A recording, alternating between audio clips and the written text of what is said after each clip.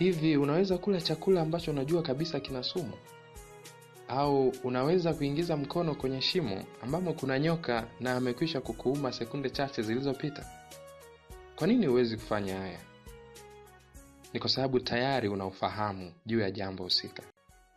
Na kichwa chetu cha somo la leo kinasema ufahamu hutupunguzia na kutuondolea maangamizi. Basi karibuni tusikilize neno la Mungu kutoka kitabu cha nabii Hosea sura ya 4 aya ya 6. Linalosema, watu wangu wanaangamia kwa kukosa maarifa. Kwa kuwa wewe umeyakataa maarifa, mimi nami nitakukataa wewe. Usiwe kuhani kwangu mimi.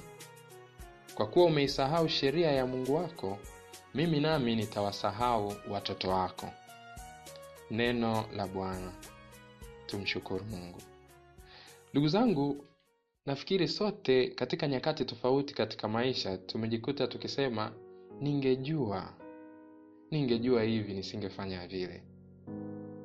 Basi ndugu zangu, neno ningejua ambalo tumezoea kulitumia, kwa kweli tunajaribu kueleza majuto yetu na tamaa yetu ya kutaka kurekebisha yaliyopita ili kuepuka matokeo ya wakati uliopo, kwa hoja ya kwamba kama tungefahamu basi tusingefanya uchaguzi tuliofanya ambao umetufikisha mahali tulipo.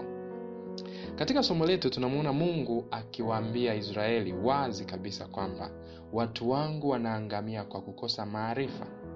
Hii inaweza ikawa sentensi ambayo Mungu anatuambia leo na wakati huu sisi. Kumbe ndugu zangu, kukosa maarifa kunaweza kutufanya tuangamie. Maangamizi aliyokuwa akiongelea Mungu hapa ndugu zangu kwa Waisraeli, si tu wao kushindwa na adui zao, bali uasi wa Israeli ambao nabii Hosea anauita ukahaba. Kumbe uasi na ukengeufu wa Israeli, yani machaguo yao, matendo yao ya kutokumtii Mungu, kutokutunza maagano, kukosa uaminifu na kuitumikia miungu, ndio kuangamia kwao.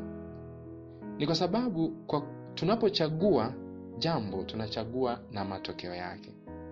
Haijalishi ndugu zangu ni dhambi gani tunayofanya, haijalishi hiyo dhambi ina furaha kiasi gani, lakini hiyo dhambi ndio maangamizi na kaburi yetu wenyewe.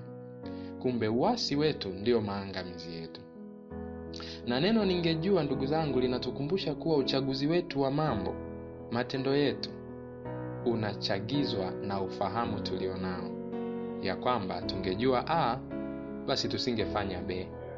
Na kama ufahamu ndugu zangu unatusaidia kuchagua mema yasiyotuletea majuto baadaye, kwa nini tusijipatie ufahamu zaidi ili tupunguze majuto ya baadaye na maangamizi yetu? Ndugu yangu, unaweza kuniuliza, mbona wakati mwingine tunafahamu kuwa jambo fulani ni baya, ni dhambi, lakini bado tunalitenda? Jibu ni lile lile, ya kwamba hatujalifahamu kikamilifu.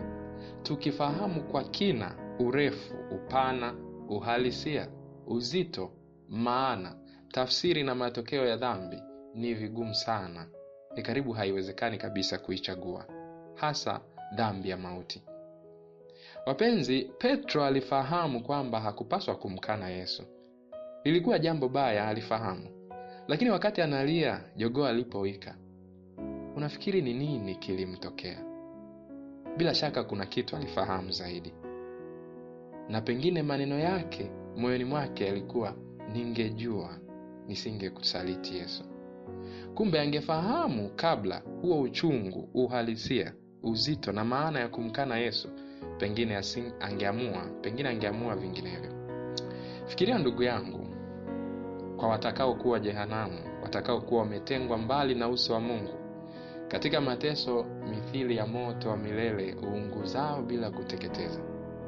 Nadhani mawazo yao pia yatakuwa, ningejua nisingefanya hiki au kile, ningejua ningefanya jambo fulani.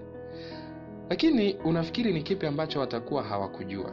Je, hawakujua kuwa jambo fulani walilofanya lilikuwa baya? Hasha. Wengine pengine walikuwa wabatizwa, walipokea Ekaristi kipaimara. Wengine labda walikuwa makatekista, watawa, mapadre, maaskofu na kadhalika. Niwaze kuwa ambacho hawakukijua kiundani ni uhalisia na matokeo ya kuamua kuchagua dhambi. Labda walijua na kufundishana kuwa dhambi hututenga na Mungu, jambo ambalo ndio mwanzo wa jehanamu ya duniani.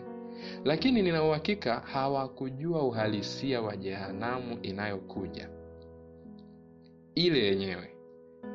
Wapo Wakristo wenzetu kadhaa waliopata neema, ndugu zangu, ya kuoneshwa kidogo uhalisia wa jehanamu.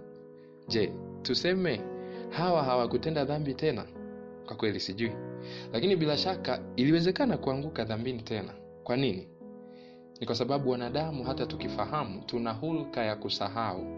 Ndio maana Mungu hakemei tu kukosa maarifa kwa Israeli katika neno tulilosoma, bali anamwambia pia Israeli kwamba umesahau sheria ya Mungu wako, yaani umesahau maarifa. Hapa tunaona umuhimu, ndugu zangu, wa kujikumbushia tunayofahamu. Tunaona umuhimu wa sala, tafakari na kupokea sakramenti mara kwa mara, kwani kunatukumbusha uzuri wa mbingu, yaani wa kumtii Mungu na kuungana naye, pamoja na hasara ya hatari ya kujitenga naye katika dhambi. Wapenzi, Ukristo au imani si nadharia tu, bali mahusiano na Mungu. Katika sala na kulisoma neno la Mungu na kulitafakari, tunazidi kukaa naye, tunamfahamu yeye kama yeye, na sio tu kufahamu kuhusu yeye. Iko tofauti kati ya kumfahamu mtu kwa kuishi naye na kumfahamu kwa kusoma au kusikia kuhusu yeye. Ni katika muktadha huu wa kumfahamu Mungu kama yeye, tunafunuliwa na kupata neema ya ufahamu wa kimungu, utakao tufanya na kutuwezesha tumtii, tumpende na kujiepusha na maangamizi yetu wenyewe. Haya ndiyo maarifa, ndugu zangu, yanayozungumziwa na nabii Hosea. Haya maarifa si tu kuwa na taarifa kuhusu Mungu, bali hujumuisha kumtii Mungu, kwa kuwa yeye anajua yote na sisi tunapata maarifa kwake. Kutomtii ni kukataa maarifa, na ndicho walichofanya Israeli, kama tulivyosoma katika Hosea sura ya 4 aya 6. Kwa kweli ni kujifanya tunafahamu zaidi yake, maana yeye anasema D, sisi tunafanya E. Na huu ndio ujinga wenyewe. Ndicho kilichomkuta pia Adam na Hawa kule Edeni. Na kimsingi, ndugu zangu, anayemtii Mungu zaidi ndiye anayemjua zaidi. Kristo ni mfano mzuri katika hili. Kumbe ufahamu, ndugu zangu, unatuunganisha na kile tunachofahamu, kama ambavyo una picha ndani yako ya vitu unavyovifahamu. Basi ndugu zangu, ikiwa Mungu anasema ukweli kwamba tunaangamia kwa kukosa maarifa, basi ufahamu wetu ndio utaamua kati ya usalama na maangamizo yetu. Mtume Yohane anatuambia, anasema twajua ya kuwa tumemjua yeye kama tunazishika amri zake. Yeye asemaye nimemjua wala hazishiki amri zake ni mwongo, wala kweli haimo ndani yake. Rejea waraka wa kwanza Mtume Yohane sura ya 2 aya 3 hadi 4. Hivyo ndugu zangu, tujitahidi kadiri tuwezavyo kumfahamu Mungu, na ndivyo tutakavyozidi kumtii. Na katika kumtii na katika kumfahamu kwa namna hiyo, tutaepuka maangamizi yetu, ambayo hasa ni kumuasi Mungu. Bwana atubariki sote. Tumsifu Yesu Kristo.